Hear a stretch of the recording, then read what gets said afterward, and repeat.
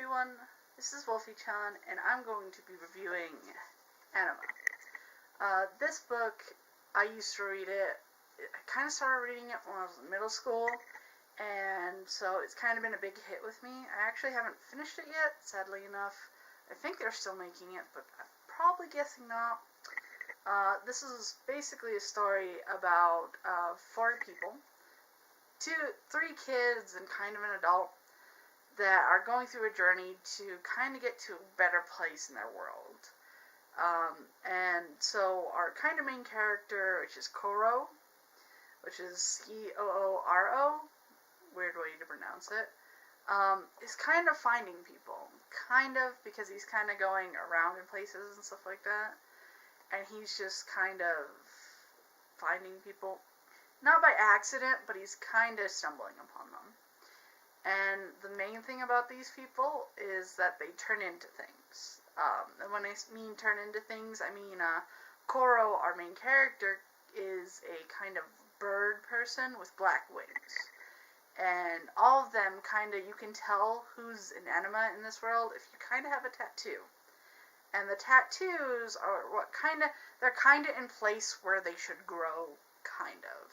Because Koro's is actually on his shoulder. And, he still sprouts wings from his back. And because he has black wings, everyone kind of associates the poor kid with death and disaster, which really isn't what Koro's about. He's really friendly with all his friends. And the first friend that he gets is Husky, he turns into a fish. And so he was part of a kind of amusement park kind of thing, and they were like, "You're a mermaid, so we're going to make you a mermaid princess," which he was not. So, and he was just kind of there waiting until he could get his earrings back, and they kind of didn't give it to him, and then Koro helped him get it back. The next character that they find is Senri, who is kind of part bear, because he only usually uses one of his hands as a bear claw. And so he was kind of protecting the place that he lived, and he's kind of a mute, so he doesn't really talk, but he does express a lot of stuff. And he's also missing an eye, which is really sad. And the last character that's in this little group is Nana, and she's a bat. And she's so adorable, because all she ever wants to be is pretty. And so she tries to find the prettier things and stuff like that, and she is the only girl of the group. And she's really funny. I really like this series of stories and stuff like that, and I've been still trying to find all of them, because they are kind of a mix of where they are and where they're not. So, and this is kind of an older one that I don't ever hear a lot of people talk about, but it's got such a good story, and it is really good for all ages and stuff like that. And here's kind of the thing about Anima. And they kind of discuss it, and it's kind of a thing, but the way you get your powers, because it has to be at a certain age that all this hits, and you're really much at a really younger age, like around 5, but the really sad part about this is that the way they get their powers, except for Koro, they don't actually tell how he gets his powers. He was just born with them, and that kind of leads me to assume something, but you gotta read this to know. But, the really sad part about Koro and Husky and all the other people, funny enough, Husky almost drowned.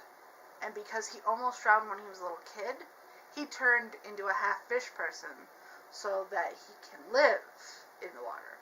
He didn't really want it, but it's kind of what happened to him.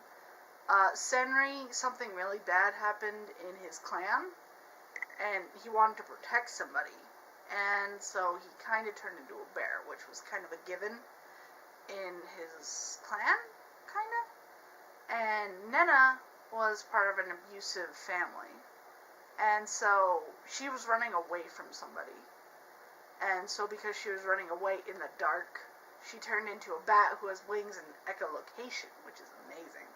But she ran away, and because it was in the dark and she couldn't see, and she didn't want to be captured, something turned her into a bat.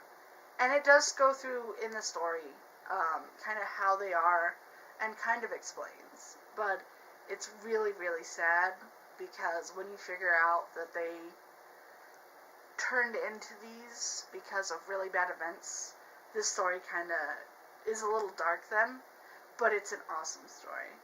And I would totally recommend you guys to totally read it. I believe that there's a couple anime sites that you can look it up, and if I remember right, if you wanted to buy it, it's on Amazon. I'd have to double check, but I believe it is so.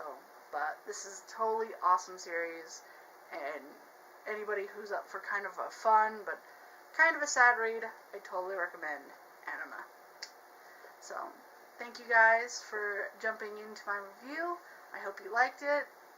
Like if you like this. Totally subscribe for more of them coming up, and I hope you have a wonderful day. Wolfy-Chan out.